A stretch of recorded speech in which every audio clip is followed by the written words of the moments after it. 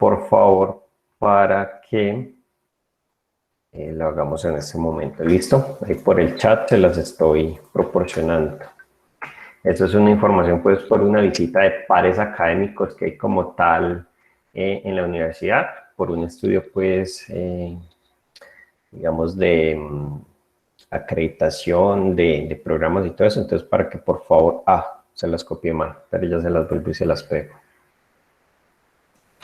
Para que por favor la diligencien, ¿listo? Listo, profe. Listo, profe.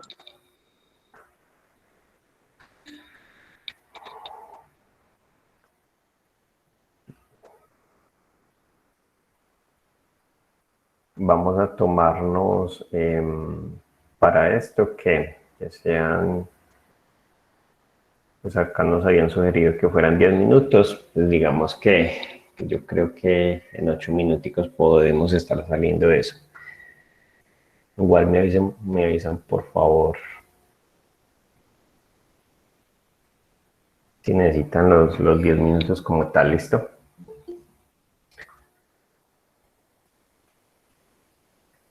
Hola Johnny. Johnny, en el chat hay un link con un formulario que piden desde la coordinación académica diligenciar para que por favor lo diligencies, ¿listo?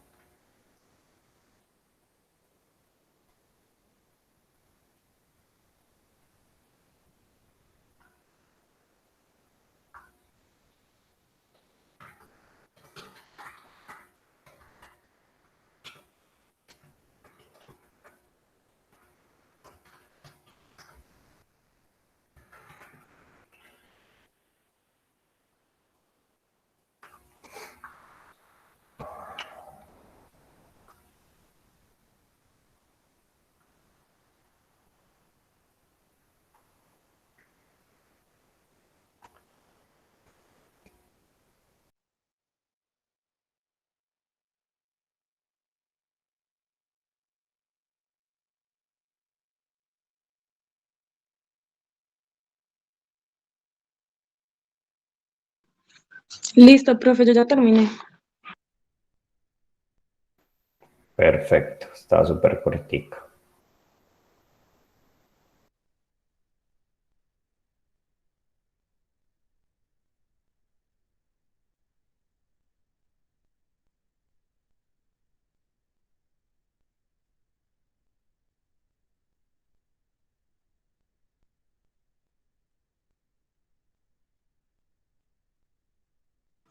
Profe, listo.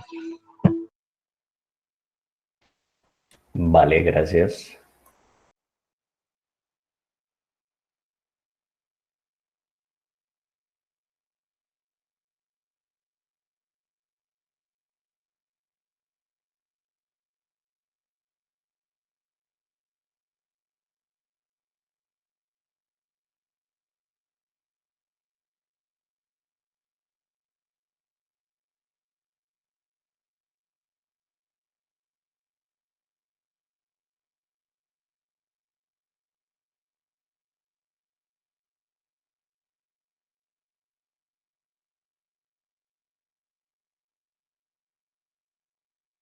Listo, profe. Dale, gracias. El compañero que acaba de ingresar, por favor, en el chat hay un link con una encuesta para que por favor nos colabore con ella, ¿listo? Para un tema de una visita de pares académicos a la universidad. Profe, ¿la puede compartir nuevamente, porfa? Acaba de entrar y pues no está... Ok, listo, ya se las comparto.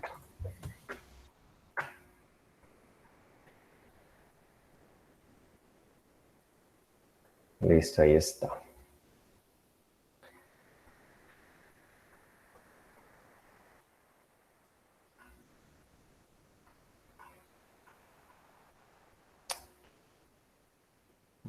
Bueno, vamos entonces entrando como tal en materia.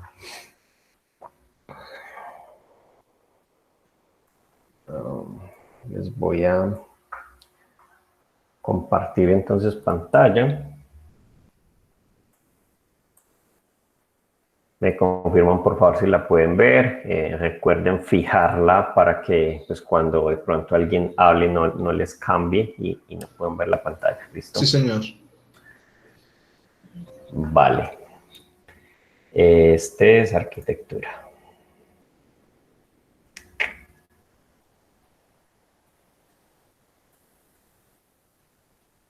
Listo. Entonces, estamos en la sesión pasada hablando, habíamos hablado de lo que eran los pilares de la seguridad dentro de lo que eran pues como los fundamentos de ciberseguridad, ¿correcto? Sí, profe. Listo. Entonces, habíamos dicho que esos pilares que integran esa primera barrera de seguridad dentro del sistema son la confidencialidad, la cual pues permitía asegurarse de que solo el personal que estaba autorizado a acceder a cierta información pues efectivamente lo hiciera y de ese modo pues que cada sistema fuera automático o un individuo como tal solo logre acceder a los recursos que necesita para ejercer pues, las funciones que tiene como tal dentro de la compañía. Por ejemplo, ¿cómo así que un sistema? Sí, por ejemplo, si el sistema, no sé, del registro de entrada del personal no tiene por qué tener acceso a la base de datos de la contabilidad, por decir algo. Entonces, esos controles pues, se van a ver implementados tanto en individuos como en los sistemas que puedan acceder a la información. Y habíamos dicho entonces que para garantizar que esta confidencialidad pues efectivamente se diera, pues básicamente íbamos a requerir de 3 recursos, que eran pues la autentificación como tal de usuarios, la gestión de privilegios y el cifrado pues de esa información. Habíamos hablado entonces también de lo que era la integridad, que consistía pues en asegurarnos de que la información no se pierda ni se vea comprometida, sea de manera voluntaria o involuntaria. Y pues esto, dado que el trabajar con información que sea errónea, pues iba a ser nociva para las actividades de la organización, o pues sea por pérdida de información o manipulación, ¿cierto? Y habíamos dicho entonces que para garantizar esa integridad de la información se iban a considerar elementos como, por ejemplo, monitorear el tráfico de la red para descubrir, pues, quizá posibles intrusiones al sistema. Otra sería auditar los sistemas para implementar políticas de auditorías que puedan permitir registrar quién hace qué, cuándo y con qué información. Pregunta, yo solamente les había definido si habíamos entrado en estos detalles. Tengo el vacío ahí. No, profe, solamente hizo la definición. La definición Esa es general. la definición, sí, Confidencialidad, información accesible personal autorizada, integridad, información correcta sin modificación, disponibilidad, acceso a la información. Ok, perfecto. No, listo. Entonces vamos más despacio. Entonces, la confidencialidad. Confidencialidad. Siempre se me olvida que si no hago esto... A ver, eso sí. Entonces, para la confidencialidad vamos a necesitar autenticación, usuarios, gestión de privilegios. Creo que la autenticación de usuarios es clara, ¿cierto? Sí, sí, señor. La gestión de privilegios pues nos dice para esos usuarios que acceden al sistema, pues sobre qué información va a poder acceder, ¿cierto? Y solo en la forma en que se les autorice. Por ejemplo, puede ser que cierto usuario necesite permisos de lectura, pero no de escritura, ¿cierto? Entonces a esto se refiere la gestión de privilegios. Y lo otro es el cifrado. Si mal no recuerdo, si habíamos hablado de encriptación, sí. Ese cifrado pues se va a hacer por medio de esos sistemas de encriptación. Entonces digamos que los principios de confidencialidad no solo deben de aplicarse para proteger, digamos, la información, sino todo dato o información de los que se sea responsable. Y esa información puede tener un carácter confidencial, no solo por el valor, por el alto valor que tiene para la organización, sino, por ejemplo, porque puede estar amparada por alguna legislación, como por ejemplo la Ley de Protección de Datos Personales, ¿cierto? En donde, pues, un ejemplo de violación de la confidencialidad son, digamos, las filtraciones sufridas por entidades bancarias o grandes empresas, incluso pues por gobiernos que pueden exponer públicamente algunas de la información de los ciudadanos. ¿Listo? Por otra parte, entonces está esa integridad. Como les indicaba, me está advirtiendo de que yo debo de asegurarme de que la información no se pierda ni se vea comprometida. Y con esa palabra comprometida lo que quiero decir es pues de que esa información quizá no pueda ser, o mejor dicho, que no vaya a ser alterada, manipulada, pues porque esto nos puede causar pues grandes errores que pueden irse acumulando y que, digamos, a un mediano o largo plazo pueda estar entorpeciendo la toma de decisiones, ¿cierto? Lo que va a ocasionar pues que se tomen decisiones que sean incorrectas para la organización como tal. Entonces, para garantizar la integridad de esa información, entonces nosotros vamos a considerar elementos como el monitoreo de tráfico. Ese tráfico pues es tráfico de red. Como les decía, para descubrir instrucciones que hayan al sistema, vamos entonces a tener que auditar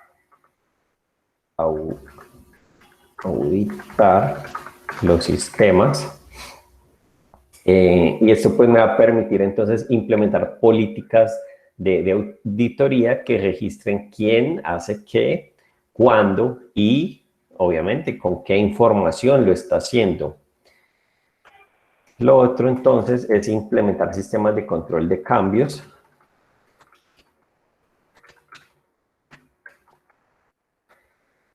Entonces miren, algo tan sencillo como por ejemplo comprobar los resúmenes de los archivos de información almacenados en los sistemas, los logs, para comprobar si cambian o no. Eso también me permite entonces mantener la integridad de la información.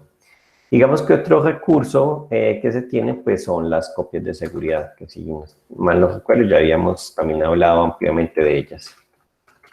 Copias de seguridad. Digamos que en este caso de no conseguir impedir que se manipule o se pierda esa información, pues entonces pues por lo menos tenemos una copia que nos va a permitir recuperarla en su estado anterior, ¿listo? Pues si definitivamente yo no puedo mantener esa integridad, bueno, entonces tengo una copia que sí la tiene, ¿listo? Y tenemos entonces la disponibilidad. A ver si se unió alguien. ¿Dónde está? ¿Dónde quedó el chat? ¿Qué se me... Listo. Esto se me corre siempre. Bueno, listo. Entonces, disponibilidad. Entonces, para poder yo considerar que se dispone de una seguridad mínima en lo que pues, respecta a la información, tengo esto que es la disponibilidad. Y digamos que de nada sirve que solo el usuario acceda a la información y que no sea incorruptible, o sea, que se cumplan los dos pilares anteriores, si el acceso a esa información va a ser tedioso o definitivamente no va a ser posible. La información, para que resulte útil y valiosa a la organización, debe estar disponible para quien la necesita. Y pues para esto se debe implementar las medidas necesarias para que tanto la información, ¿cierto?, como los servicios que tenemos estén disponibles a esos usuarios que los necesitan y pues que tienen los privilegios para acceder a ellos. Por ejemplo, digamos, un ataque distribuido de denegación de servicios, ¿cierto?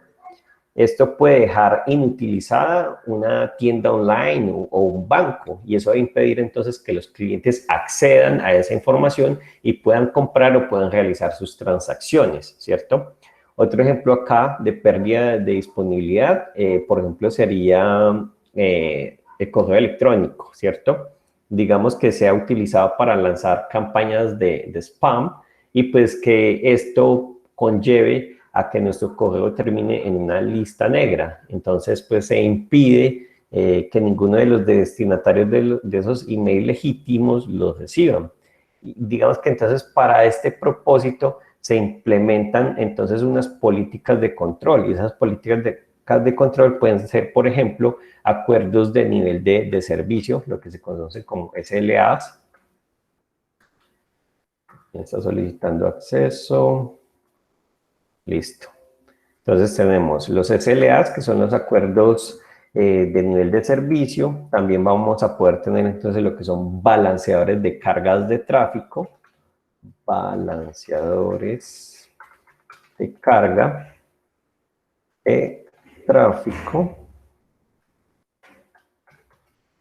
Estos entonces me van a permitir minimizar ese impacto que puede estar generando un ataque distribuido de denegación de servicio, ¿cierto? Otro elemento que podemos tener acá entonces va a ser nuevamente las copias de seguridad. Digamos, igual para restaurar esa información perdida o que no está disponible por algún ataque como tal. Y también vamos a poder disponer, digamos, de algunos recursos que sean alternativos a los primarios como tal. ¿Listo? Entonces, digamos que la información y sistemas, la información y los sistemas son seguros en la medida de que si solo se accede a esa información y a esos recursos, las personas que pueden, y si se puede detectar y recuperar de manipulaciones voluntarias o accidentales de esa información, y si también podemos garantizar un nivel de servicio y de acceso a esa información aceptable según las necesidades que tengamos. ¿Listo? Entonces allí podemos hablar de información y sistemas seguros. Ahora bien, digamos que el uso de sistemas de información implica establecer normas y procedimientos aplicados al uso de sistemas ante posibles amenazas, como que, bueno, allí entonces podemos tener elaboración de normas y procedimientos, definiciones de acciones que deban emprender las personas, o, por ejemplo, la definición del perímetro que se va a afectar como tal. ¿Listo? Ver todo, admitir todo. Listo. Bueno, eso por esta parte, como pilares de la seguridad. Ahora, entonces, vamos a ver un poco de lo que es la evaluación de riesgos, amenazas y vulnerabilidades. ¿Listo? Les pongo acá.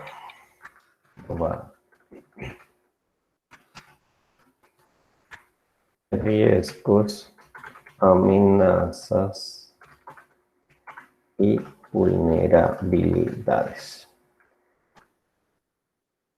¿Qué creen ustedes que es un riesgo, una amenaza o una vulnerabilidad en un sistema de información? Profe, pues un riesgo es algo como que tiene potencial de que suceda. Posiblemente suceda, como posiblemente no. Eso es un riesgo. Una amenaza ya como tal sería como la acción ya ejecutada, y las vulnerabilidades, pues, posiblemente por donde puedan atacar. Eso, así lo entiendo yo.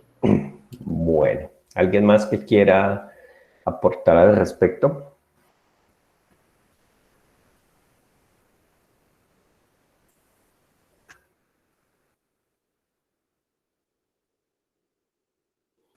Que podría ser que la ocurrencia de algo. La ocurrencia de algo. Bueno, entonces miremos esto. Cuando nosotros vamos a planear mejorar la seguridad de una empresa, entonces vamos a tener en cuenta varios factores, ¿cierto? Como lo son los recursos, las amenazas, las vulnerabilidades y los riesgos. nosotros entendemos por recursos los bienes tangibles e intangibles con los que pues cuenta la organización y a partir de los cuales puede realizar pues sus tareas, su funcionamiento. Y también la información que se dispone. Ese es un bien entonces intangible. Entonces, digamos, ya sean las bases de datos, de clientes, de proveedores, bueno, lo que pueda tener la organización, los manuales de producción, las investigaciones que tengan, si por ejemplo es un laboratorio, las patentes, pero también tenemos los bienes, ¿cierto? Los que son tangibles, que son los recursos físicos y pues de los que dispone la empresa, como lo pueden ser los servidores, los equipos de red, no sé, los computadores, los smartphones, bueno, vehículos, bienes inmuebles, pues todo lo que cuente la organización como tal, de manera física. Entonces, hablando de estos recursos, tenemos definidos los activos tangibles, que son lo físico, como lo inmovilizado, ¿cierto? Las existencias, o lo financiero, que pueden ser las deudas de clientes, el dinero. Y también vamos a tener entonces esos recursos que son activos intangibles. Y esos intangibles pueden ser externos, internos e incluso de recurso humano. Entre los externos, entonces, por ejemplo, podemos tener lo que sean marcas, no sé, Postobón, por ejemplo. Podemos tener nuestra clientela, nuestra reputación, las alianzas que haya establecido como tal la organización. Internos, podemos tener todo lo que esté relacionado con desarrollo y tecnología, patentes, el know-how del negocio, la organización como tal, la calidad de sus procesos. Y los recursos humanos, pues digamos que la formación, el ambiente laboral. Bueno, entonces miramos que el riesgo va a ser la probabilidad de que algo negativo suceda y que ese algo termine dañando los recursos tangibles o intangibles. Y pues que a partir de esto se impida el desarrollo como tal del know-how de la organización. ¿Listo? Ahora, las amenazas van a ser entonces los sucesos que puedan dañar los procedimientos o recursos. Mientras que las vulnerabilidades son los fallos de los sistemas de seguridad o en los propios que el usuario utiliza para desarrollar las actividades y que puedan permitir, digamos, que una amenaza tenga éxito a la hora de generar un problema, ¿cierto?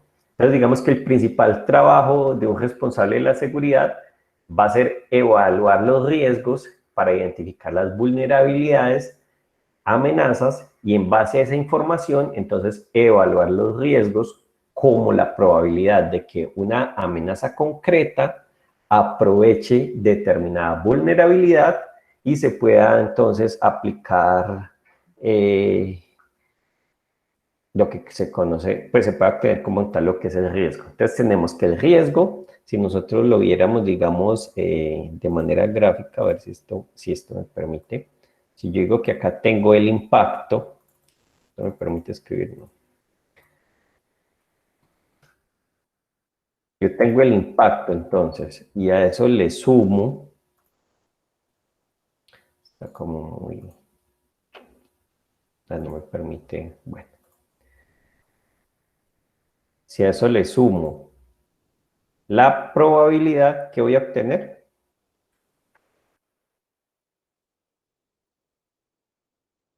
según lo que les acabo de decir,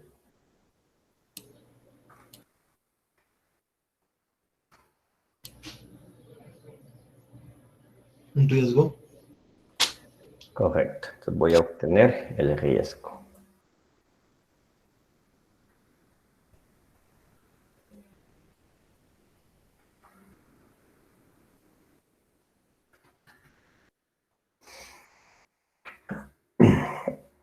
Entonces, ¿cómo podemos leer ese gráfico? Pues entonces lo podemos leer así. Vamos a decir que el riesgo es igual al resultado de sumar el impacto producido por la amenaza por la probabilidad de que una vulnerabilidad permita que dicha amenaza tenga éxito. Entonces, digamos que en un sistema de riesgo sencillo yo puedo tener una asignación numérica a ese valor, de acuerdo pues a la importancia de una vulnerabilidad y a la importancia de una amenaza. Entonces, por ejemplo,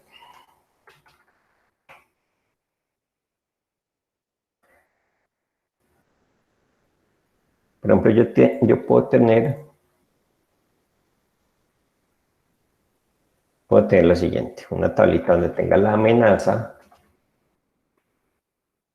donde tenga el impacto,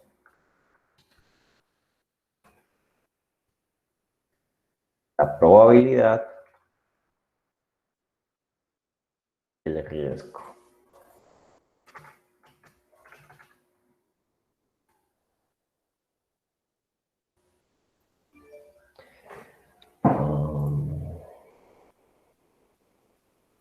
Listo. Entonces yo puedo decir, por ejemplo, que una amenaza sea el robo de las credenciales.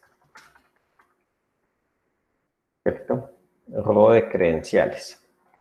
Yo puedo decir que el impacto de que se roben las credenciales es alto, ¿cierto? Claro, porque entonces pues cualquiera va a poder acceder a mis sistemas y obtener la información pues que quiera. Entonces digamos que ese impacto está valorado en una escala de 0 a 3 en 3. ¿Listo?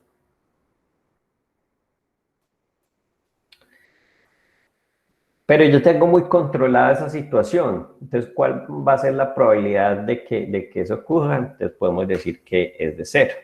Entonces realmente el riesgo acá termina siendo de 0. Si ven bien esto, lo amplío un poco. Entonces siempre es impacto por probabilidad. Correcto, va a ser el impacto por la probabilidad. ¿Cierto? Por eso les decía, a pesar de que yo en el gráfico puse un más, uno lo lee, es que ese riesgo va a ser el resultado de sumar ese impacto que se produce por la amenaza, que va a ser como tal, esa va a estar representada por esa probabilidad, ¿listo? Y eso me va a permitir pues obtener ese riesgo como tal. Otra cosa que pueda pasar, no sé, la pérdida del suministro eléctrico. Que porque el suministro eléctrico, si es que eso le corresponde a la electricista. Pues no, porque es que igual, si hay pérdida de suministro eléctrico, entonces pues claramente mis servidores van a estar sin servicio, entonces pues yo no voy a poder, por ejemplo, proporcionar lo que es la disponibilidad de la información. Entonces eso es digamos, una amenaza para mí. Entonces, digamos, pero esto pues realmente el impacto, de acuerdo a lo que uno pueda estipular, pues habrá que ver cuál es el impacto. Pero, por ejemplo, si yo digo que el impacto es de 1 y que la probabilidad de que eso ocurra también pues es de 1, entonces voy a obtener un riesgo de 1. Y si yo tengo, por ejemplo, una infección del sistema, no sé, digamos que por un spyware, entonces yo podría decir que el impacto también es muy alto, que la probabilidad lamentablemente también es alta, entonces yo voy a tener que el riesgo también es un riesgo pues alto. Entonces ustedes miran acá, según esta forma pues de comparar, de evaluar el riesgo, la mayor puntuación que yo podré obtener pues es un 9, ¿cierto? Y la menor un 0. Entonces, digamos que según esta tabla, nosotros podemos ver que las amenazas que no causan un daño van a tener un impacto de 0, o sea, no está ahí representada, pero las que causan un gran daño, entonces tienen un valor de impacto que es 3. Y igualmente, pues la probabilidad puede ser nula, baja, media o alta. Esos son pues como los valores que nosotros estamos acá representando en una probabilidad de 0 a 3, pero yo también podría decir que es nula, baja, media o alta, sino que pues digamos que multiplicar conceptos, por así decirlo, pues es un poco raro. Pero vemos pues que multiplicando ambos valores se obtiene el valor del riesgo. Y de esa forma se puede entonces clasificar los diferentes riesgos a los que se está expuesto y actuar pues en consecuencia a ellos. Empezando entonces por los de mayor gravedad, en este caso pues el último que tenemos allí.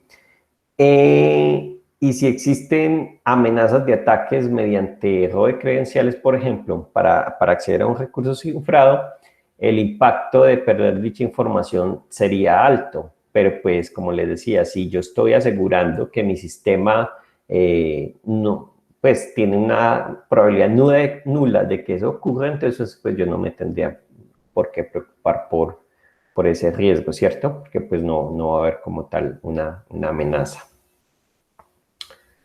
Bueno, admitir, listo.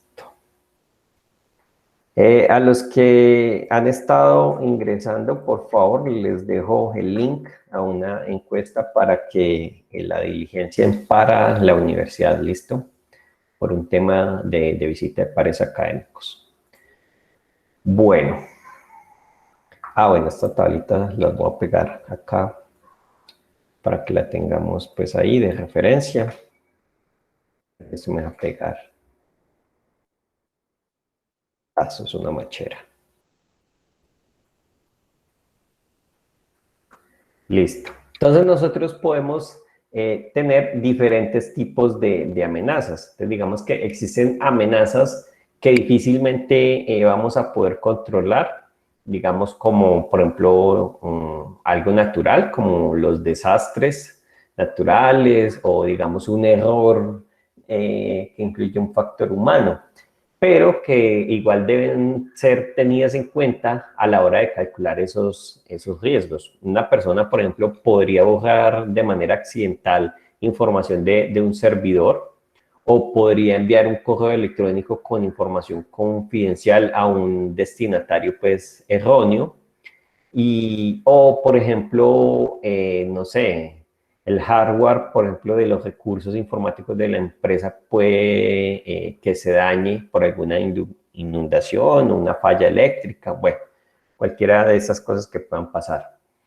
En cambio, lo que son amenazas voluntarias van a ser aquellas que se derivan de ataques deliberados, ya sea de algún agente interno o externo a la organización. Los agentes internos entonces pueden ser, digamos, un empleado, ¿cierto? Que no está contento con la empresa o que es un ex empleado, pues que todavía tiene credenciales de acceso y entra y pues hace el daño. O, bueno, por el lado de los agentes externos, entonces podemos tener quizá un competidor, ¿cierto? Que por competencias desleales está queriendo vulnerar nuestro sistema y conocer. Uy, a ver, yo que les proporcioné acá. Sí. Bueno, listo.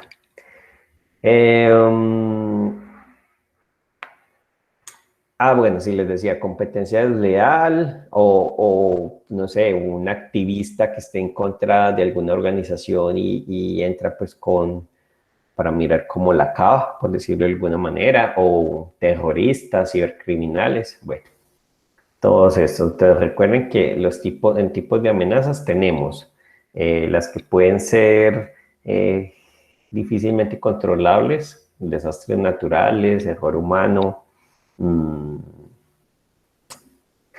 y las voluntarias que pueden ser internas o externas, ¿listo?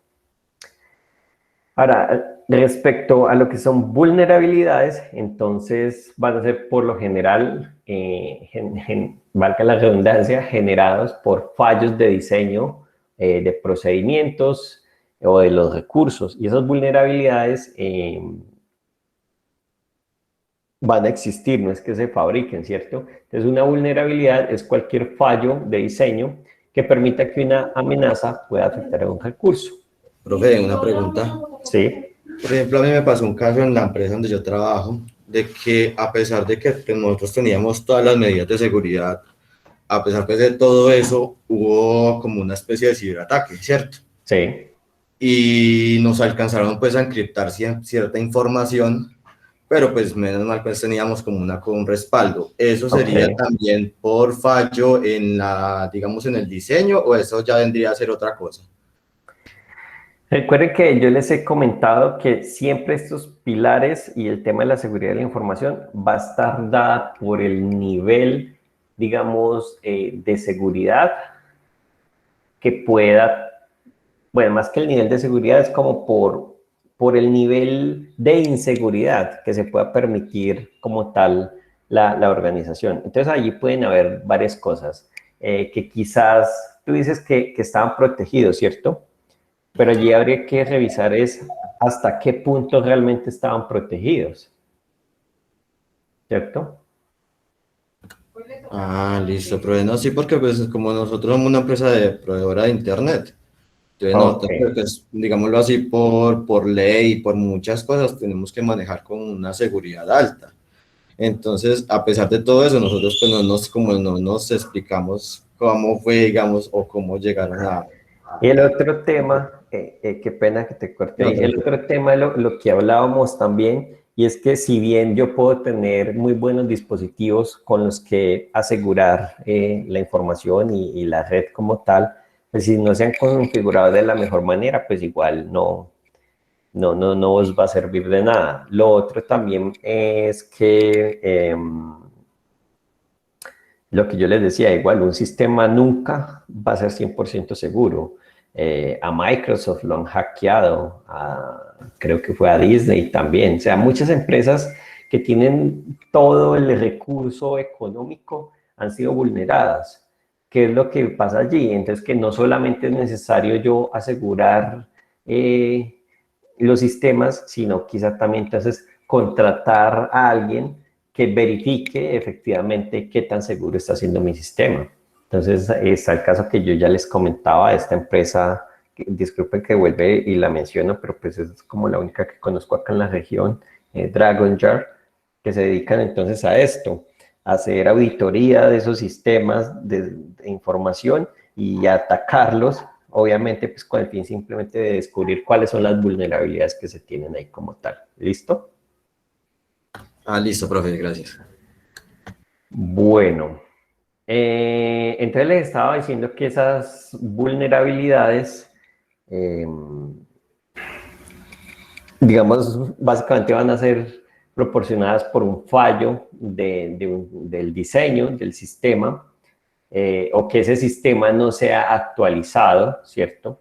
O que esté, como le acaba de comentar, mal configurado, y que esto pues permita que algún agente externo pueda acceder sin permisos apropiados a los recursos o a esa información pues que ese sistema está gestionando como tal.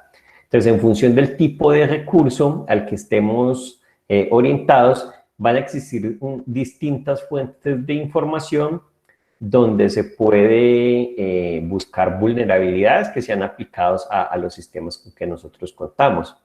Por ejemplo, si nosotros usamos un gestor de contenidos como WordPress para desarrollar pues, una página, nosotros podemos buscar vulnerabilidades como tal del CMS o de algunas de sus plantillas o de los plugins que se están utilizando pues, para la funcionalidad como tal de esa página. Entonces, en ese sentido, nosotros nos podemos encontrar sitios que nos advierten de esas vulnerabilidades, como por ejemplo, para este caso puntual, ¿cómo es que es? Creo que es .com.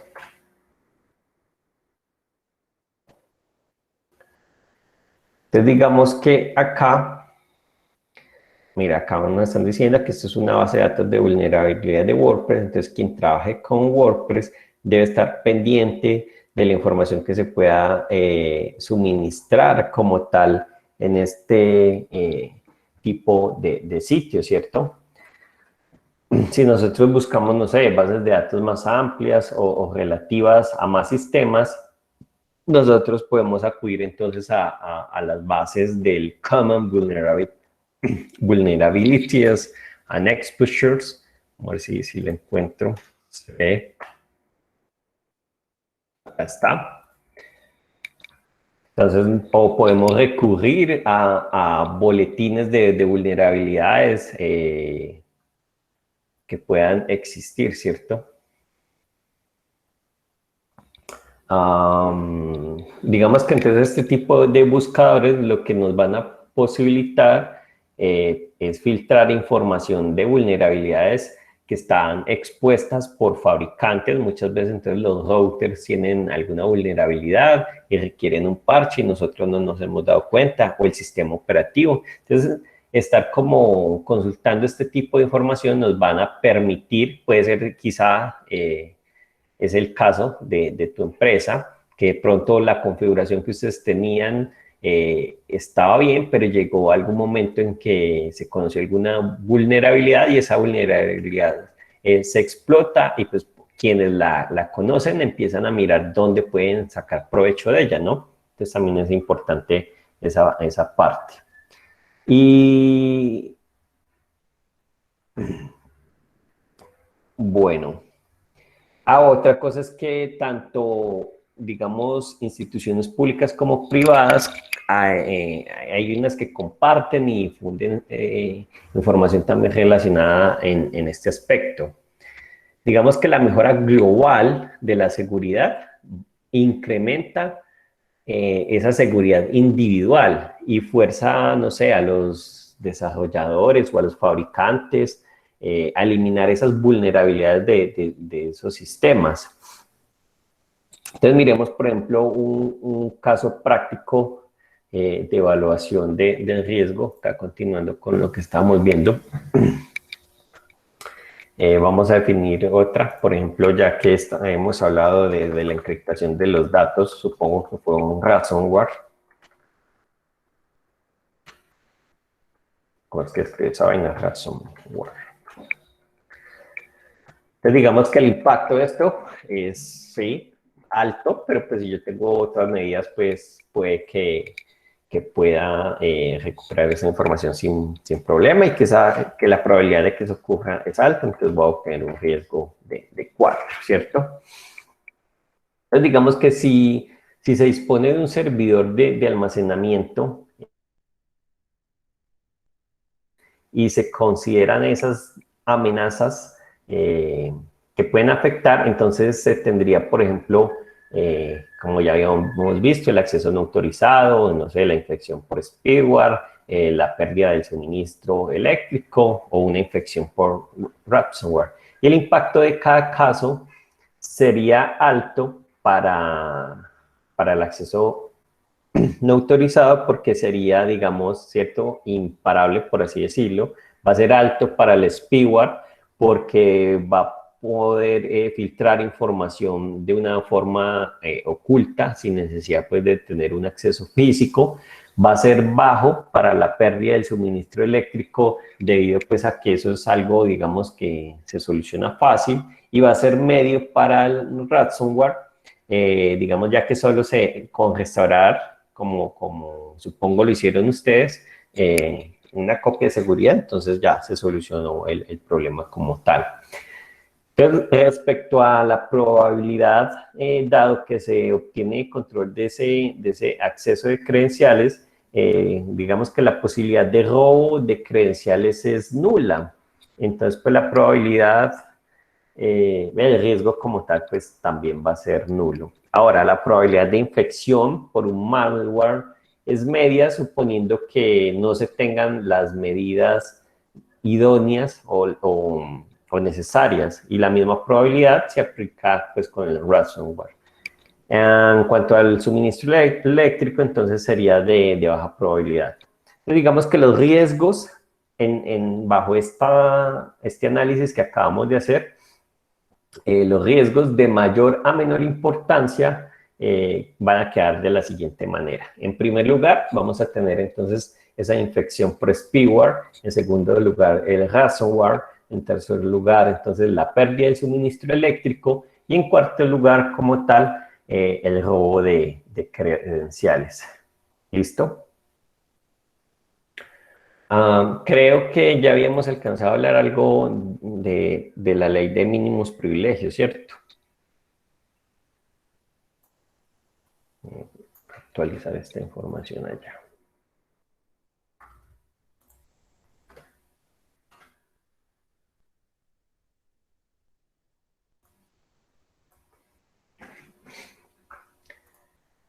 Yo recuerdo,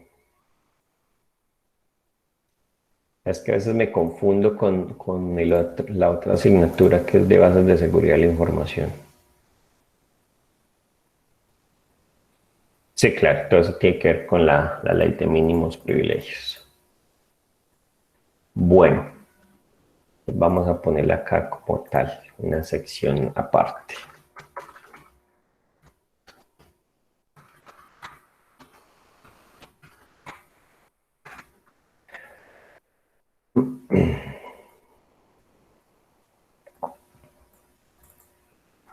Bueno, entonces, ¿qué es lo que pasa? Cuando nosotros implementamos cualquier sistema organizativo, sea de reparto de tareas y de responsabilidades, vamos a tener claro que no todo el mundo tiene por qué acceder a todos los recursos de la organización. Eso ya lo hemos hablado. Ni tiene que hacerlo de forma permanente. Entonces, digamos que cada individuo y cada herramienta debe acceder solo a aquello imprescindible para el desempeño de sus tareas. Y sabiendo a lo que se puede acceder y a lo que no, entonces hay que decidir qué se puede hacer con la información o recursos a los que pues, se van a tener acceso. Y a eso se le denomina privilegios y permisos. Ahora, los privilegios van a ser permisos de actuación que un usuario, sea pues una persona o un sistema, va a tener para actuar sobre otros recursos. Entonces, digamos que uno de los sistemas más conocidos de privilegios es el de los tipos de cuentas de usuario en un sistema operativo, pues ya sea Windows, Mac, Linux. Las cuentas de usuario se dividen básicamente en usuarios, digamos, comunes o administradores. Y aunque se puedan crear otros grupos con características específicas, ¿cierto? Entonces, los usuarios, digamos, normales, solo pueden hacer uso de herramientas que ya hay instaladas en el equipo como tal. Y van a poder acceder a información del directorio de su usuario. Entonces, por ejemplo, cuando nosotros vamos a Windows, ahí están como los usuarios como tal. Ay, vamos a ver si me sale. ¿Dónde está Windows?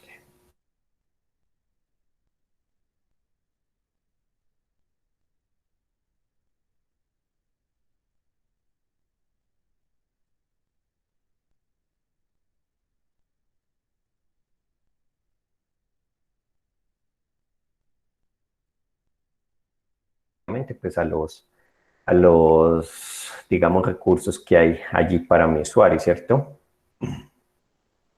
Ahora, los administradores entonces van a tener privilegios para acceder a otras estructuras de archivos que no son las propias de ese usuario y pues va a poder instalar o eliminar software o cambiar parámetros de configuración como tal del sistema operativo, por ejemplo, no sé, configuración de red. Entonces, pues acá la ley de mínimos privilegios me va a establecer que para, digamos, la realización de una tarea, un usuario debe de disponer de los privilegios mínimos necesarios durante el tiempo imprescindible y con ese alcance limitado a lo que exija la tarea. Entonces, por ejemplo, si se trabaja con una computadora, entonces se debe tener un usuario normal y otro con privilegios de administrador, ¿cierto? Lo típico. Y de ese modo solo se usaría el usuario administrador cuando se tengan que hacer cambios de configuración, instalar o desinstalar un software, aplicar actualizaciones, sean parches de seguridad, gestionar copias, respaldos, y el resto del tiempo para operar pues como el contenido habitual o navegar en internet, gestionar el correo electrónico, se debería de operar o trabajar pues con un usuario sin privilegios especiales. Y eso lo que me va a permitir es que se minimice el riesgo de infección, sea por un malware o espionaje, o que haya filtración de datos, o que haya corrupción en los archivos del sistema, ¿cierto? Pero pues les pregunto yo, ¿quién de nosotros, por ejemplo, con nuestro equipo personal, tiene las dos cuentas y trabaja desde la cuenta normal?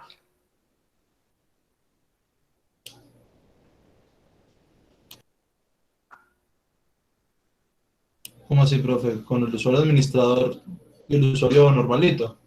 Sí, en el Yo, equipo personal. sí, yo solo trabajo con la normalita.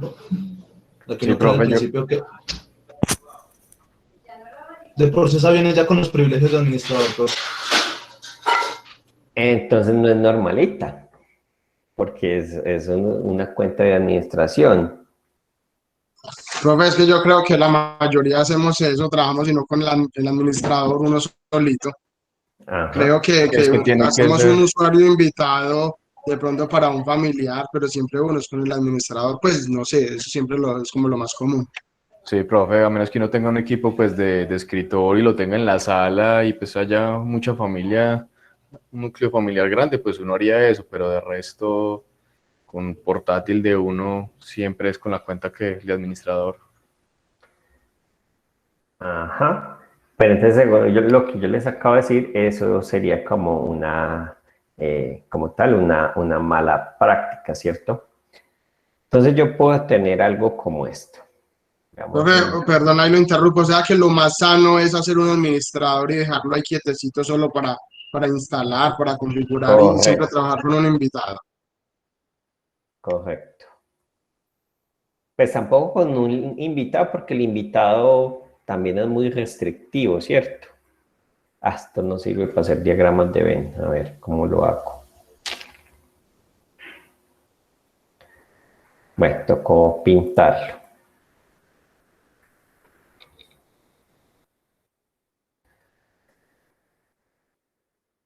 Entonces digamos que yo voy a tener algo como esto. Ahí perdonan el dibujo tan feo. Pero pues es lo que hay. Esta zona que tengo acá supuestamente pintada va a ser la zona de mínimos privilegios necesarios. Entonces, a ver, yo aquí, yo aquí puedo pintar de verdad, espera. Eso. No se ve mucho. Entonces con este. Eso. Entonces digamos que esta zona verdecita, esa zona verde, son los mínimos y privilegios necesarios de los que estamos hablando. Y eso va a estar determinado por lo que pueda hacer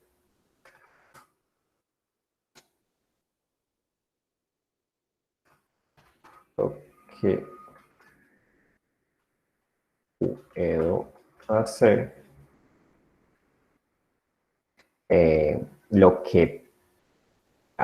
lo que puede hacer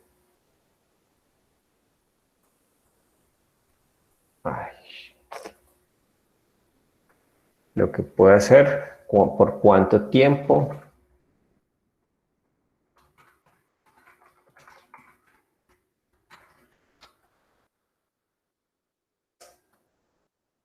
y lo otro va a ser sobre qué puedo hacerlo.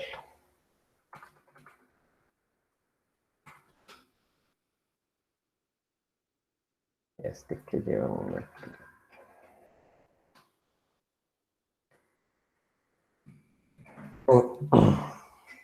Entonces es como... esos son los, pues, se me olvidó, privilegios mínimos necesarios pues de un usuario. ¿Listo? Entonces digamos que nosotros podemos ver el usuario con el que está operando, por ejemplo, en Windows, ¿cierto? A través de un comando, en la línea de comando. Y allí, pues, lo que se va a indicar es el nombre de la computadora y el nombre del usuario como tal. Un segundo, se me trabó esto.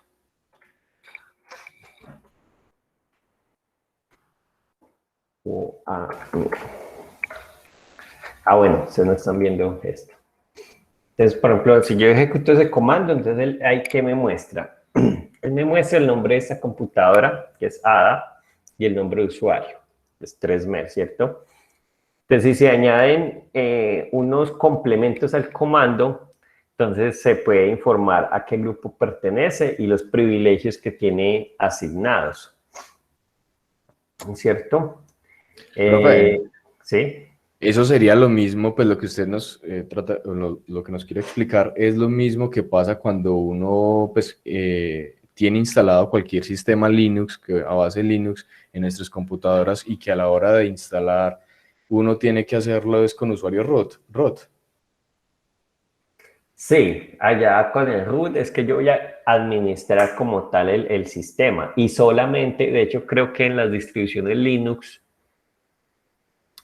uno como tal no es que no tiene una cuenta de administrador, sino que yo desde cualquier cuenta puedo ejecutar el root y es él el que va a poder, el superusuario pues, y es él el que va a poder como realizar esos cambios, ¿cierto?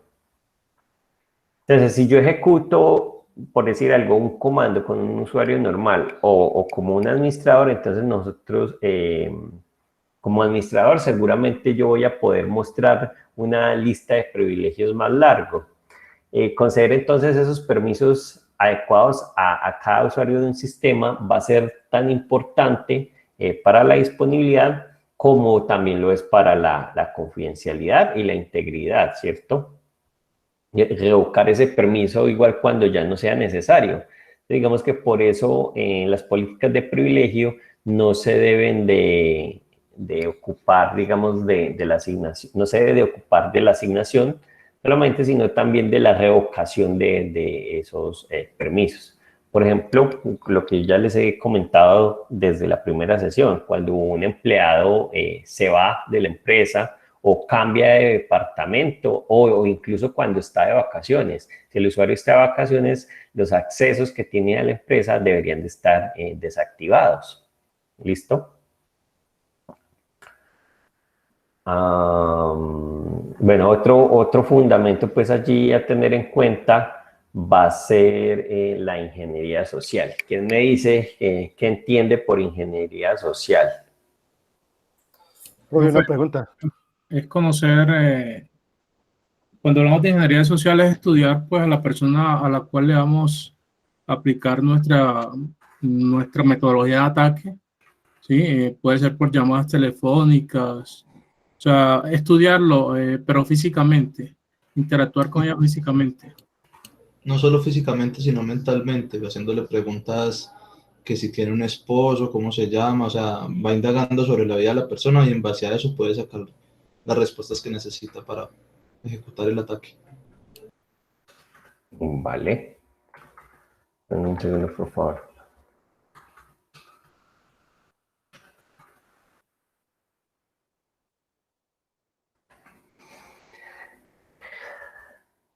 Profe, una pregunta. ¿Sí? Esta de la ley de los mínimos privilegios no es lo mismo que la POLP. POLP. No. Los principios de mínimo privilegio. Sí, viene siendo pues como lo mismo. Sí, yo lo pienso. Los principios del mínimo privilegio. Sí, eso es, sí.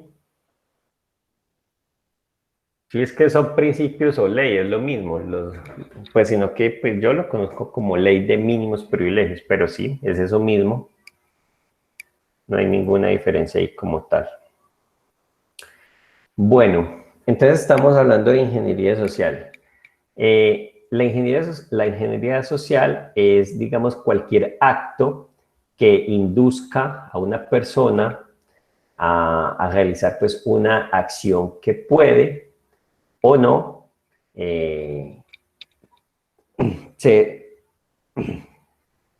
bajo un interés propio que nosotros tengamos, ¿cierto? Digamos que esos fundamentos de ingeniería social van a estar basados en la forma de aplicar, digamos, conocimientos que sean de tipo psicológicos o sociológicos. Entonces, pues, ¿de qué trata? Digamos que conocimientos que sean excesivamente complejos y que sean, digamos, aprovechados por el atacante, que normalmente no dispone de muchos detalles de esa víctima. Y ahí va a tener entonces que basarse en algunas generalidades. Entonces, digamos que esto estadísticamente son validados para obtener en la misma proporción, digamos, resultados que sean positivos para el atacante como tal. Entonces, la ingeniería social se va a nutrir inicialmente de conceptos que son básicos, que son estadísticamente ciertos dentro de la psicología de las personas, y entre esos conceptos, entonces, digamos, destacan 4 que hacen que las personas sean más vulnerables a este tipo de acciones. Esos conceptos son, por ejemplo, decir no. Sabemos pues que a las personas en general les cuesta decir que no a algo. El exceso de confianza que puede haber entre determinadas personas, o el exceso de halagos hacia la persona. Cuando nosotros empezamos a halagar mucho a una persona, esa persona va a sentirse más allegada a nosotros, ¿cierto? O por ejemplo, pues que quien realice la ingeniería social sea una persona muy empática y que caiga bien. Entonces, como les decía, a las personas nos cuesta decir que no, y es fácil escuchar a alguien solo con un sí a una petición, pero cuando se trata de decir que no, pues casi nunca uno escucha eso, ¿cierto? Incluso porque puede sonar grosero.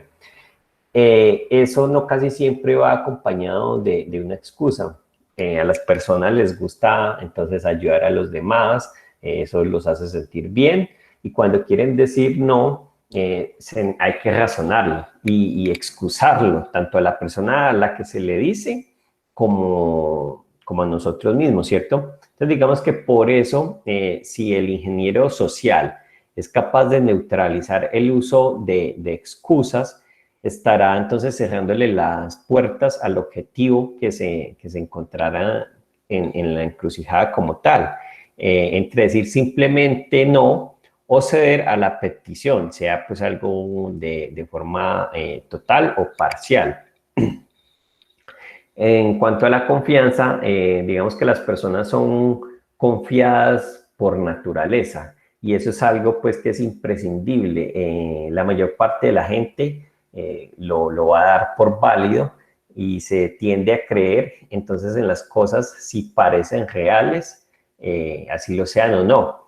Un claro ejemplo entonces está en la gran cantidad de noticias que hoy podemos ver que se distribuyen pues por redes sociales como WhatsApp, Facebook, y pues que la gente por naturaleza cree en ellas como tal, ¿listo?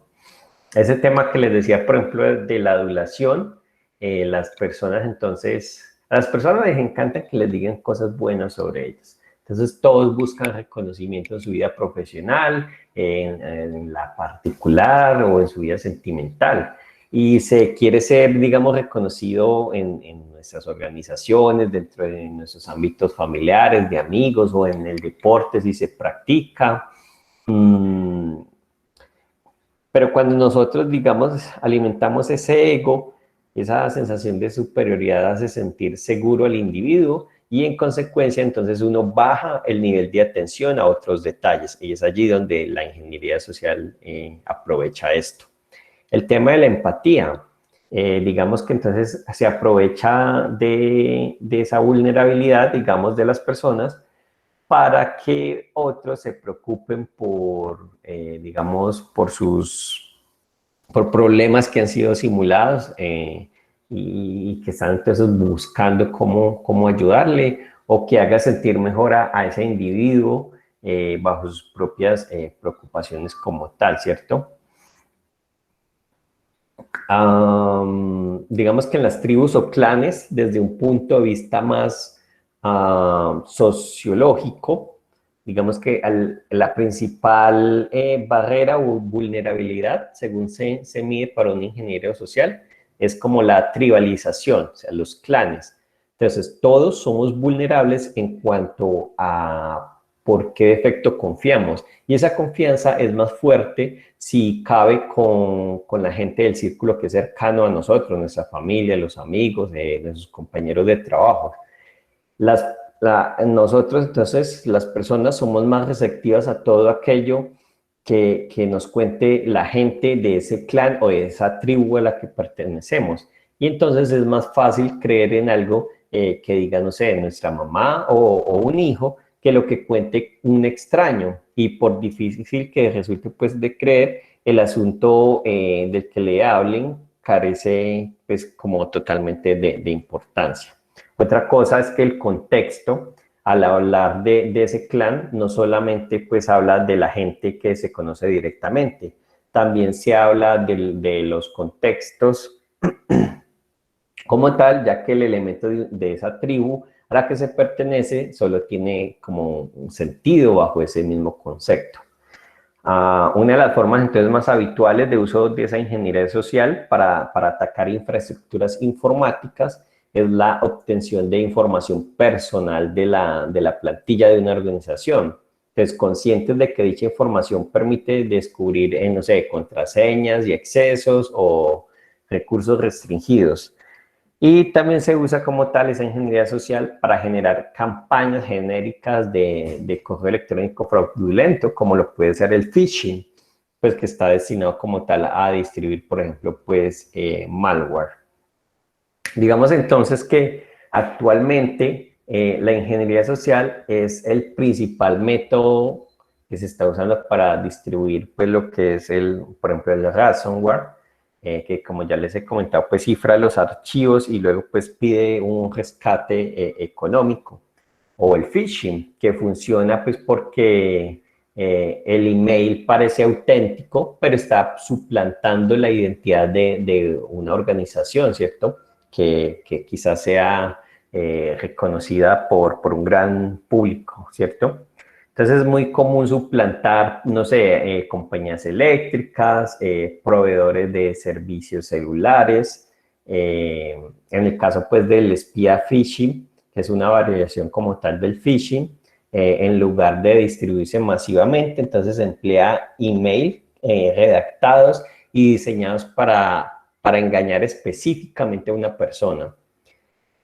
Entonces, pues es común suplantar a un miembro de la compañía de la posición jerárquica. Entonces, por ejemplo, digamos que supuestamente el correo se esté enviando pues por un gerente, ¿cierto? O por un proveedor a su cliente. Y así consigue entonces crear una historia consistente que sea capaz de engañar a esa víctima, específicamente pues a través de lo que es ingeniería social. Ya pues para defenderse de esos ataques de ingeniería social, entonces hay que ser siempre meticuloso a la hora de identificar, digamos, la identidad a quien nos escribe o una visita a la oficina o la titularidad de la página web que estamos visitando. Y de ese modo pues va a ser más difícil caer en esos engaños de lo que aparentemente son visitas o correos electrónicos o páginas normales como tal. ¿Listo? ¿Alguna duda de allí?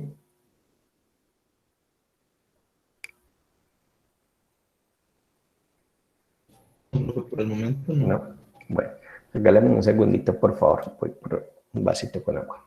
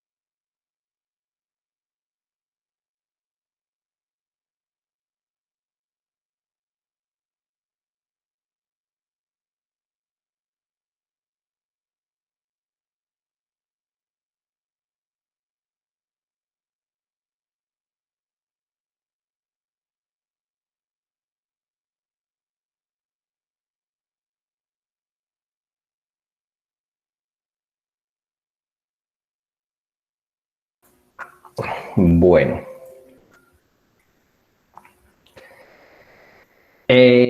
Ahora otra cosa. Entonces, digamos que... bueno. Ya habíamos hablado de phishing, ¿cierto? Ahora pasemos a hablar entonces a ver lo que es la superficie de ataque, pues en lo que es la infraestructura de TI como tal, ¿cierto? Digamos que los elementos que conforman esa superficie de ataque de una infraestructura va a ser entonces la totalidad de elementos que sean susceptibles de tener esas vulnerabilidades que pueden ser explotadas por un incidente natural o por un ataque, digamos, deliberado al sistema.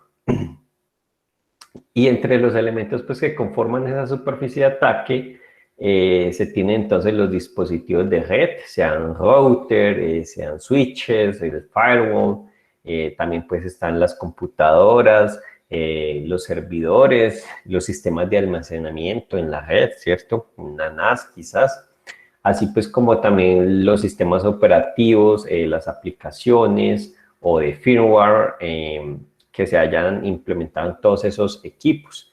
Incluso pues las personas que usan y administran toda esa tecnología van a formar parte de la superficie de ataque de esa infraestructura.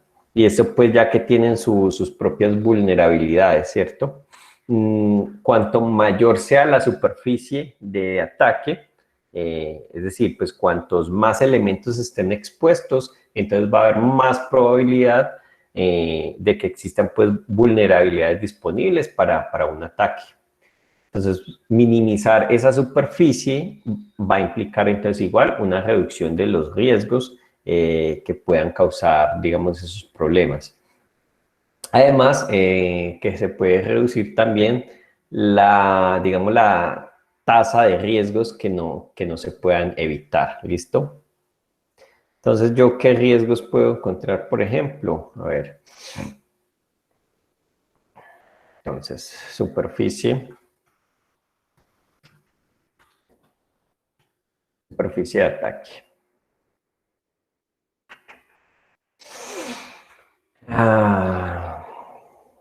Entonces, digamos que a mayor superficie de ataque, ¿qué voy a tener? Superficie de ataque. Va a tener entonces mayor vulnerabilidad.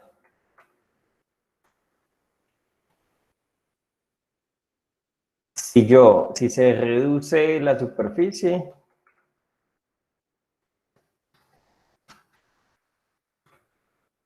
entonces eso me va a implicar eliminar vulnerabilidades.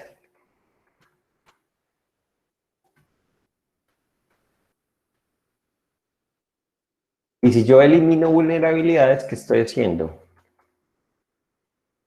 Según lo que hemos visto hoy. Está convirtiendo el sistema un poco más seguro. Y eso se traduce en...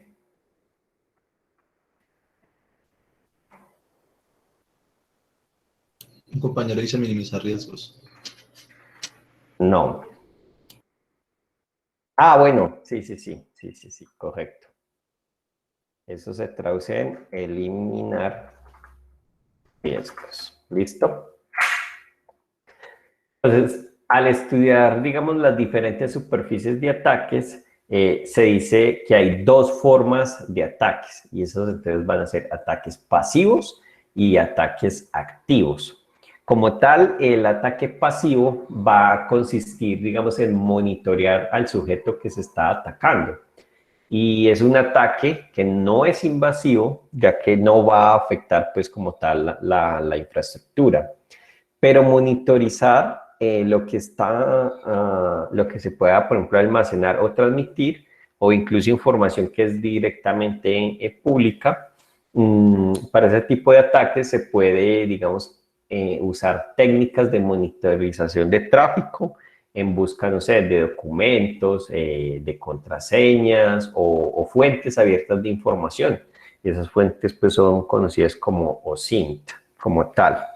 Digamos que los ataques pasivos están orientados a obtener exclusivamente información que pueda ser útil, digamos, en sí misma o que pueda ser empleada para ataques activos posteriores.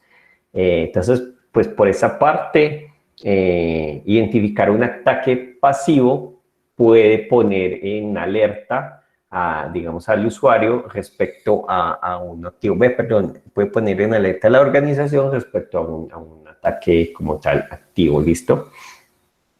Entonces, digamos que... Ay, ¿dónde está esto? ¿Cómo está vaina? Allá. Pongamos por acá. Ataques pasivos.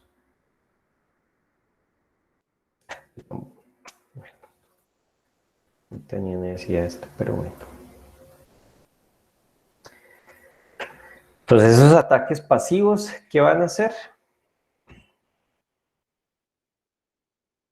Van a obtener información valiosa. ¿Listo? Entonces, ¿cómo puedo hacer eso? Monitorización de tráfico o SIEM, la ingeniería social de la que estábamos hablando como tal. Ahora, los ataques activos entonces van a estar caracterizados, digamos, por acciones directas con las cuales se trata de penetrar ya en sí la infraestructura e incluso de hacerse pues estables dentro de ella o de forma permanente. Digamos que los objetivos suelen ser sabotajes, robos de información, despliegue de algún malware, espionaje o secuestro de información, de equipos, digamos, o secuestro de los equipos para otras actividades de ataque contra otros objetivos. ¿Cómo es eso? Entonces sí, que yo me apodere de los recursos de la organización, no sé, quizá para hacer un ataque de denegación de servicios a otro servicio, o que yo me apodere de los recursos de la organización, quizás, no sé, supongamos, para minar criptomonedas. ¿Listo? Digamos que acá las vulnerabilidades, que son fallas en los sistemas, no son puertas abiertas que se diseñen deliberadamente, sino, pues como ya les había dicho, errores del diseño o de la configuración o implementaciones que generan pues oportunidades de un ataque. Y pues que eso hace viable pues que exista como tal una amenaza. Ejemplo de ello, no sé, se puede analizar las distintas, digamos, superficies que se tienen que estudiar para identificar pues potenciales amenazas y vulnerabilidades. Vulnerabilidades como, por ejemplo, en el software, ¿cierto? Que está, pues, digamos, compuesto por aplicaciones, servicios, ejecutables, páginas web, o sea, un servicio como el NFTP, el Telnet, y pues otros que puedan ser, sí, similares. Vulnerabilidades, por ejemplo, en el software van a ser entonces fallas en la programación o en la compilación de los programas que ejecuten pues los servidores. Los ataques de estas vulnerabilidades entonces pueden derivar en un mal funcionamiento del software o en permitir el acceso a información restringida o causar fallos en el sistema. Para reducir entonces esta superficie de ataque, hay que reducir entonces al mínimo el software que se instala en las computadoras y en los servidores. Igual mantener ese software actualizado o aplicar los parches de seguridad que puedan publicar sus desarrolladores. Y configurar entonces también el software, igual como lo hablamos con la ley de mínimos privilegios, no utilizar software pirata o de fuentes no confiables y estar explorando pues recurrentemente las bases de datos que hablábamos, esas bases de datos públicas de vulnerabilidades en búsqueda pues de esas vulnerabilidades que puedan afectar al software, más pues si es software que nosotros usamos. En cuanto a lo que es el hardware, por ejemplo, entonces digamos que Esa es como la segunda superficie de ataque que se debe de considerar. Acá lo común es que para atacar a un dispositivo de hardware, el atacante necesita tener un acceso físico a ese dispositivo. Y en este caso es fácil pues analizar que las amenazas naturales, pues como fallos, sea por el deterioro de equipos o desastres, o robos, incendios, ¿no?, de inundaciones, pues afectan específicamente a esta superficie de ataque.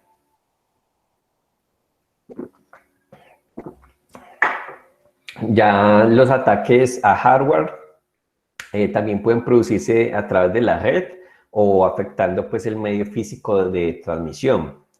Por ejemplo, pues un perturbador de señal que pueda interrumpir las comunicaciones de distinto tipo de tecnología inalámbrica, sea generando pues un ruido radioelectrónico pues por frecuencia, o ese tipo de ataques también podrían anular sistemas de comunicación de los que dependan, por ejemplo, las alarmas de un edificio o sensores o cualquier otro tipo pues, de comunicación, ya sea pues entre dispositivos o entre personas.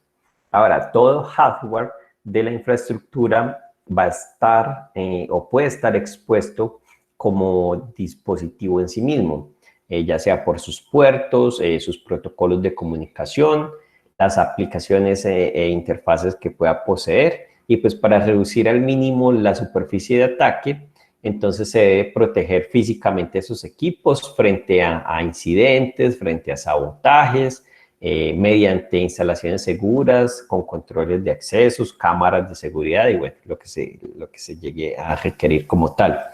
Y se debe configurar los equipos cerrando todo puerto que sea innecesario y deshabilitando pues cualquier protocolo de comunicación que no sea pertinente en ese entorno de red que pueda desplegar pues un firewall, por ejemplo, o un sistema de detección de intrusión, sistemas de gestión y balanceo de carga de tráfico.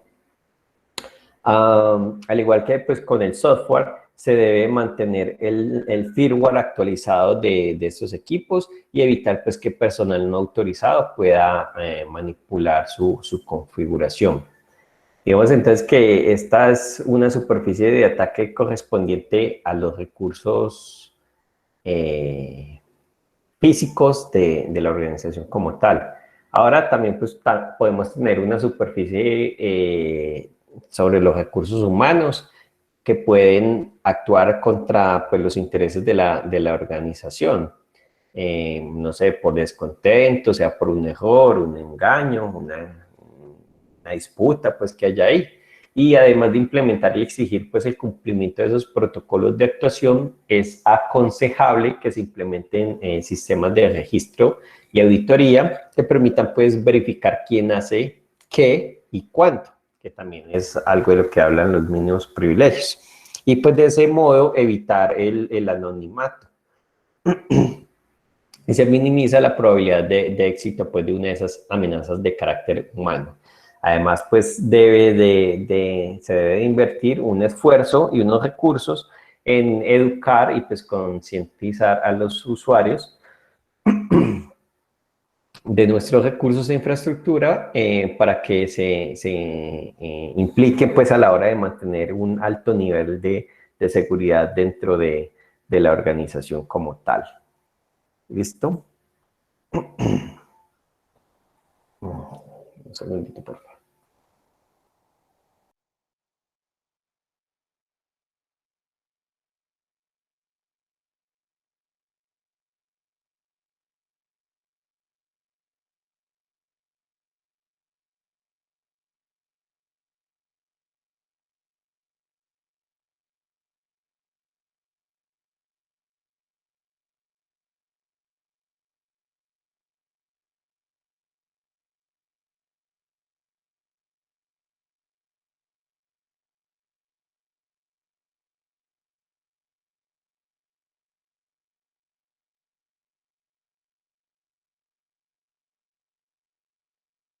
Ah, caramba, estaba hablando solo. ¿Qué dijimos de los ataques activos? Son aquellos que secuestran la información, la roban, la encriptan, cosas así. Estamos hablando de eso. Son ataques directos, pues. Ataques directos. Entonces, afectan directamente la infraestructura. Entonces se apoderan de los recursos de la empresa. Ok, correcto. ¿Listo? Entonces ahora vamos a ver un poco más como tal sobre lo que son las vulnerabilidades. ¿Listo? Vamos a introducirnos un poco más en ese tema.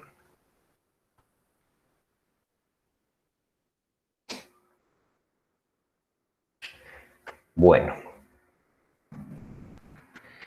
Una vulnerabilidad, entonces, es una manera de manera muy general, es un fallo de un sistema que, como habíamos dicho, puede ser explotado por un atacante de tal manera, pues, que se genere un riesgo para la organización o en sí, pues, como tal, para el sistema. Y van a existir dos tipos de vulnerabilidades, y esas son, entonces, vulnerabilidades lógicas y vulnerabilidades físicas. Entonces vamos a hablar de las físicas. Esas vulnerabilidades físicas son las que van a afectar a la infraestructura de la organización, claramente de una manera pues física. Y se puede mencionar en este tipo de clasificación desastres naturales, como por ejemplo se podría mencionar una vulnerabilidad alta de este tipo si se vive, no sé, en alto riesgo de sismos, pudiéndose pues presentar una negación en el servicio, una afectación en la disponibilidad y pues a partir de ahí se pueden empezar pues con problemas. Y si la organización está en una zona que generalmente, no sé, se inunde, entonces se tiene otro tipo de vulnerabilidad allí diferente como tal. Otra de esas opciones físicas, entonces, son los propios controles de acceso, que en muchas ocasiones, pues, se tienen los accesos a la infraestructura crítica y no se tienen los accesos pertinentes. Entonces, cualquier persona puede abrir una puerta o puede entrar y eso va a constituir, pues, un riesgo para la organización, porque, pues, cualquier usuario puede ingresar, no sé, con una USB y copiar la información, ¿cierto? Pudiendo pues incluso afectar como tal la misma infraestructura. Y por otro lado, entonces están las vulnerabilidades de tipo lógicas. Esas vulnerabilidades lógicas son las que van a afectar ya como tal directamente la infraestructura y el desarrollo de la operación de la organización. Y esas pueden ser entonces vulnerabilidades lógicas por configuración, por actualización o por desarrollo.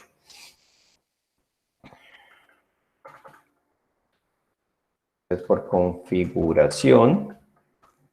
Las de configuración, digamos en el sistema operativo, pueden ser las configuraciones por defecto del sistema o incluso de algunas aplicaciones del servidor que se tenga pues expuesto. También puede ser la configuración de algún firewall que no esté pues gestionado de una manera correcta y también puede ser la infraestructura perimetral de la organización, ¿cierto? Lo que son, por ejemplo, de actualización. En muchas ocasiones digamos que hay empresas que no actualizan sus sistemas y entonces van saliendo esas vulnerabilidades y ese es allí pues un punto que se tiene que tener muy en cuenta como les mencionaba ahora. Digamos por ejemplo que bueno, ya hoy en día casi no se ve, pero los equipos que tienen por ejemplo Windows Vista o Windows 8, entonces, pues no se le está dando, ustedes saben que ya esos sistemas operativos ya no tienen soporte y pues muchas empresas tienen esos sistemas. Entonces, cuando se realiza un escaneo de una red determinada, pues al no tener soporte, esos equipos de por sí ya son vulnerables, ¿listo? Los otros son desarrollo. Y aquí se puede mencionar entonces, no sé, inyecciones de código SQL o cross-site scripting, y pues esto puede variar, ¿cierto? Dependiendo del tipo de la aplicación como tal, la validación de los datos. Digamos que un escáner de vulnerabilidades en este caso utiliza distintas escalas, y esas escalas van a poder auditar en base a alguna metodología de pruebas de penetración o de cumplimiento. Si se va a auditar, por ejemplo, una red interna o una aplicación web, pues va a ser, digamos, muy distinto el escáner que se pueda utilizar. Entonces, digamos que existen una gran gama de esos escáneres de vulnerabilidades. Muchos de ellos obviamente van a ser pues de pago, otros van a ser gratuitos, y digamos que se les puede utilizar sin mayor problema para su ejecución. Hay escáneres como lo que es el Acunetics, que son buenos en la parte de la web, y digamos que no solo permite escanear, sino que también va a permitir la explotación real de ciertas vulnerabilidades, o incluso pues como tal la comprobación de esas. Muchos escáneres web trabajan, por ejemplo, con proxies. A partir de esto se realiza la captura de las tramas de la información, y se puede realizar pues la modificación de esos datos que se están transfiriendo. Hay escáneres que utilizan métodos que van a permitir listar el contenido del servidor, digamos, de acuerdo a los directorios más conocidos. El Acunetics que les mencionaba, por ejemplo, es una herramienta que está diseñada pues como con el objetivo de encontrar agujeros de seguridad en las aplicaciones, y pues cómo pueden ser aprovechados por determinados pues atacantes para acceder a los sistemas y la información. También hay herramientas de escáner como el NetSparker y el Proxy Strike, que permiten pues detectar igual vulnerabilidades. En el caso pues del NetSparker, ese es un escáner que es pago, y pues el Proxy Strike sí es gratuito.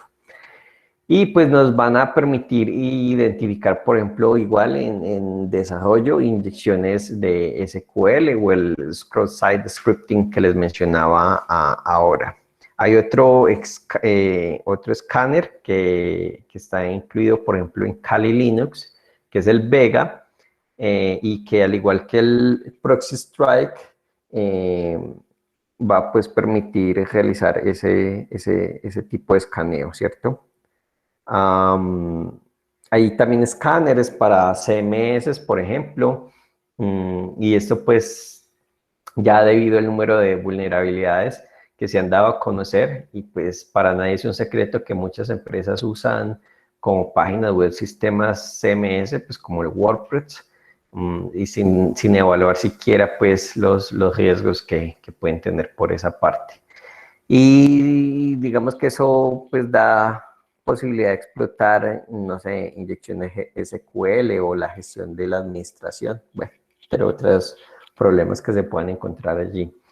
También existen escáneres de vulnerabilidades en lo que se refiere pues a los sistemas operativos, y también algunos son como utilizados en parte web. Uno de los más completos que hay es uno que se llama Nessus, que se integra con sistemas operativos, incluso pues con Android. Puedes escanear como tal pues un teléfono en alguna red, buscando las vulnerabilidades, y pues a partir de allí empezar a gestionar esos resultados. Tiene incluso pues como opciones de virtualización.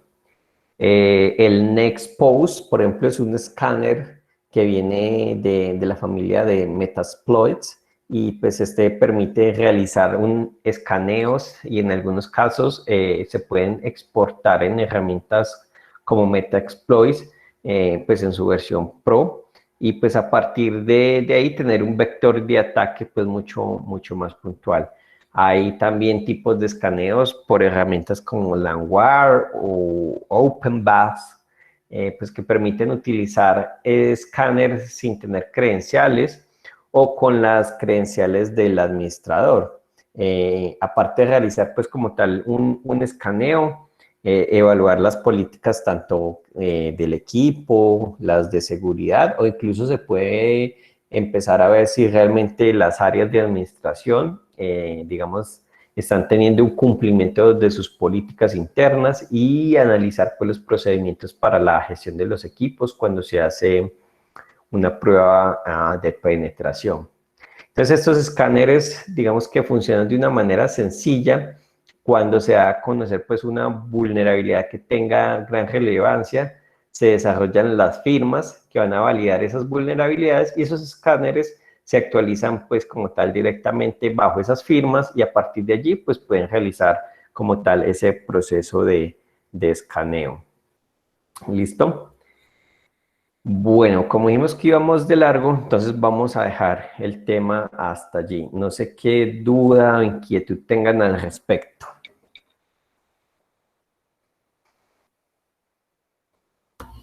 La verdad no, profe, todo muy claro. Profe, ¿usted nos va a enseñar a utilizar alguna de estas herramientas como un poquito más a fondo?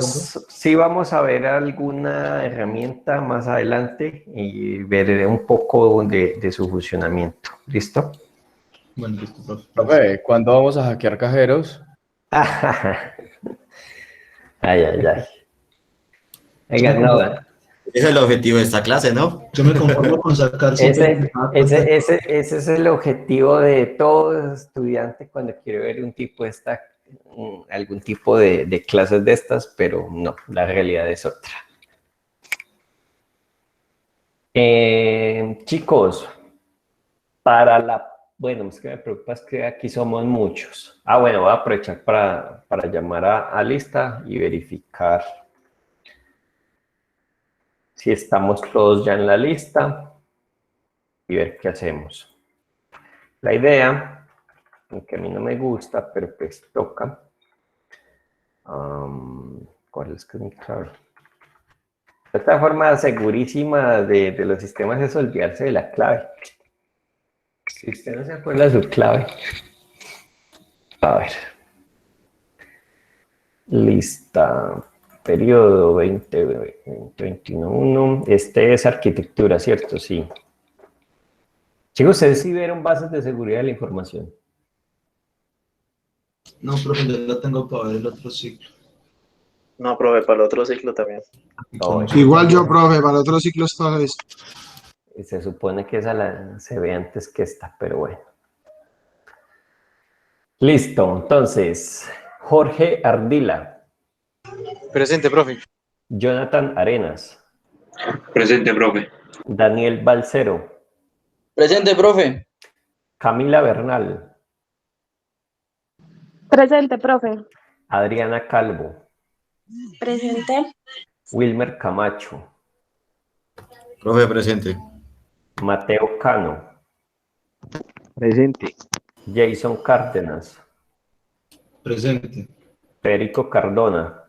Presente, profe. Jonier Castañeda. Presente, profe. Ernesto Galeano. Presente. Jessica Gómez. Presente.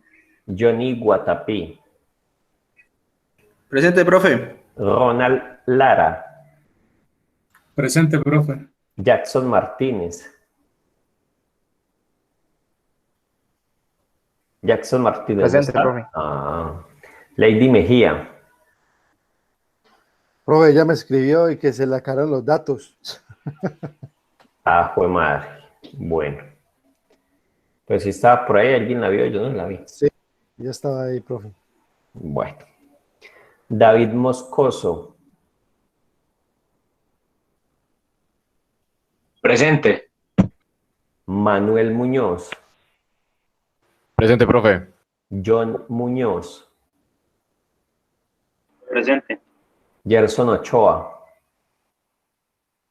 Presente, profe. Diego Penagos.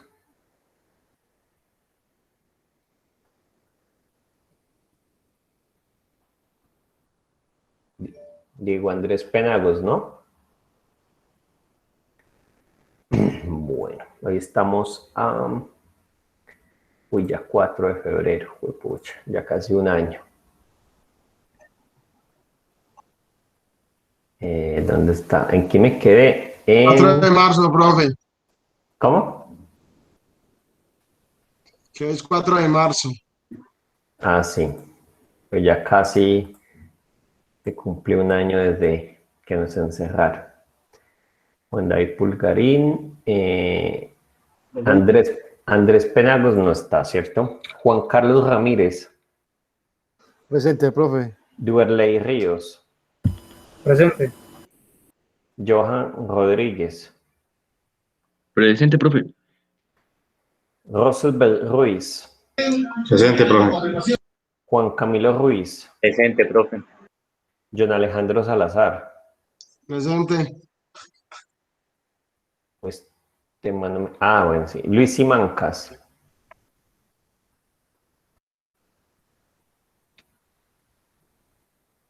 Simancas no está. Sí, profe, él estaba ahora conectado, pero creo que tiene problemas con el internet. Bueno, Faber Soto. Uy, por allí Presente, profe. de la coordinación nos están recordando el diligenciamiento del formulario, pero pues creo que ya todos están listos, ¿cierto? Sí, profe. Bueno, Faber Soto me acaba de responder, ¿cierto? Sí, señor, profe, por acá estoy. Anderson Taparcua, Presente, profe. Julián David Toro, Presente, profe. ok. Jorge Urbano, Camilo Valencia, Presente, profe. Ángel Varela. Presente, profe. Listo. ¿Faltó alguien por llamar? Profe, buenas noches. Buenas noches. Con Felipe Simancas, resulta que me dice ahí el compañero Carlos que me llamó y tenemos unos problemitas acá con el internet. Listo, no se preocupe. Dale. Bueno, ¿faltó alguien por llamar? No sé si me escuchó a mí, sí. Cuando digo Sí, presente. sí. Ah, bueno, profe. Pero ¿se quedó alguien sin llamar o llamé a todos? Yo creo que los llamé a todos ya. Bueno, no, chicos, les voy a dejar en el chat, en el grupo, una información para unas exposiciones que se van a hacer. Lo que me preocupa es que ustedes son bastantes y yo no desearía pues que se vaya más de 2 horitas en eso. Entonces, pues voy a organizar todo para ver los tiempos y pues las personas que van a conformar los grupos. Yo les estaré dejando pues como un link a una hoja de cálculo en línea para la conformación de grupos. Yo allí les pongo pues los temas, les indico cuántas personas pueden conformar los grupos y el tiempo que tienen pues para realizar como tal la exposición. Y ya ustedes en la última columna me van a registrar entonces quiénes son las personas que conforman el grupo como tal.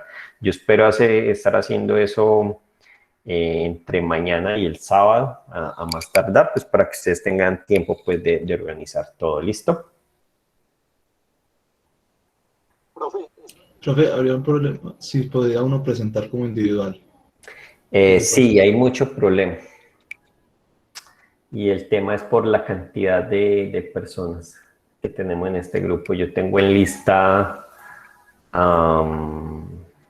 35, si no estoy mal. A ver, vuelvo y verifico. Profe, en ese orden de ideas yo creería que es mejor que, pues qué pena, que yo creería que es mejor que usted mismo asigne los grupos y ya nosotros, digamos, nos ponemos de acuerdo y así. Porque Bueno, pues, entre nosotros sí sería como, por ejemplo, yo soy de la ciudad de Armenia, entonces yo no sé qué compañeros pues sean de acá de Armenia.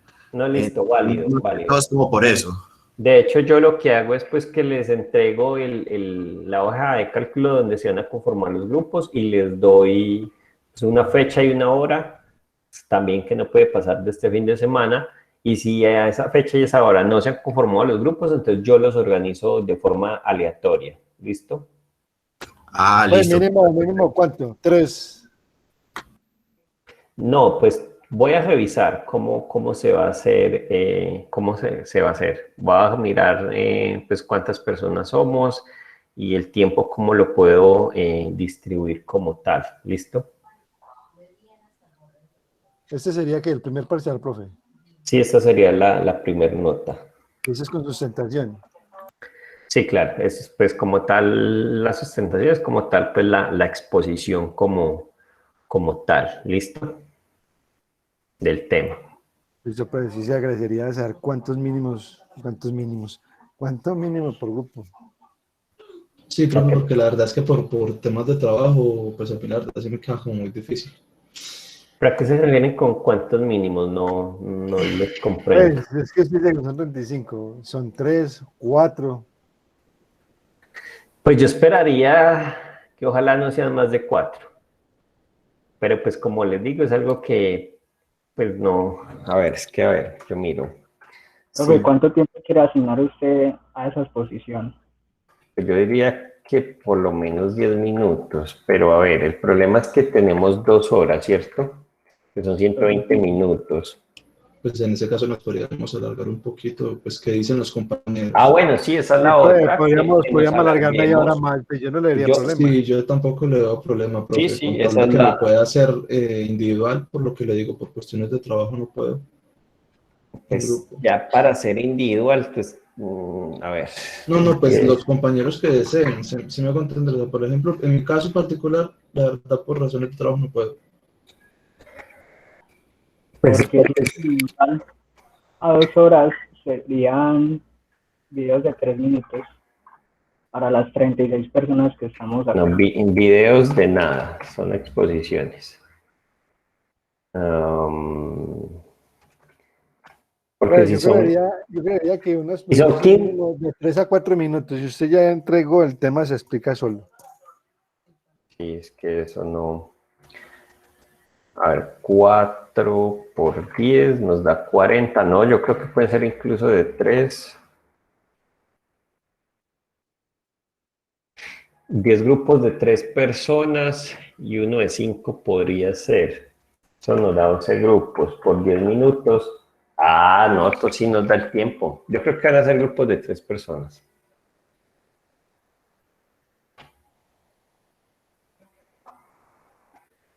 O lo otro es que nos extendamos y que cada grupo tenga pues por lo menos 15 minutos para que no sea tan corto el tema. Nos extenderíamos, bueno, sí, son 5 minutos adicionales y nos extenderíamos un poquito.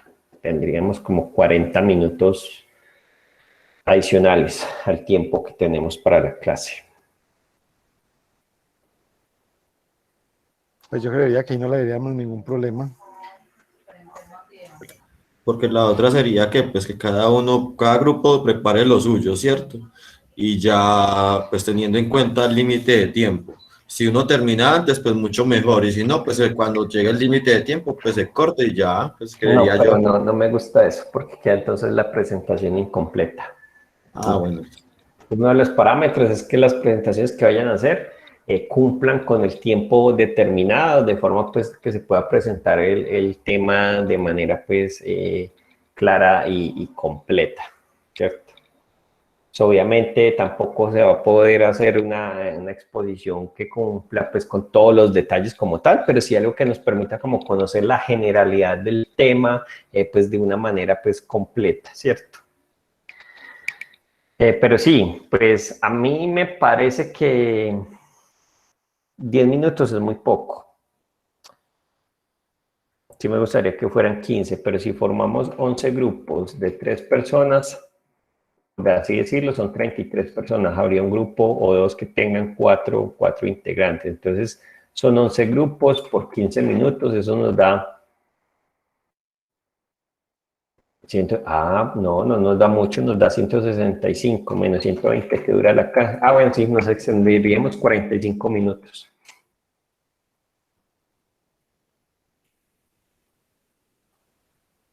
Entonces, si usted no le ven problema pues a extendernos el próximo jueves esos 45 minutos, entonces vamos así.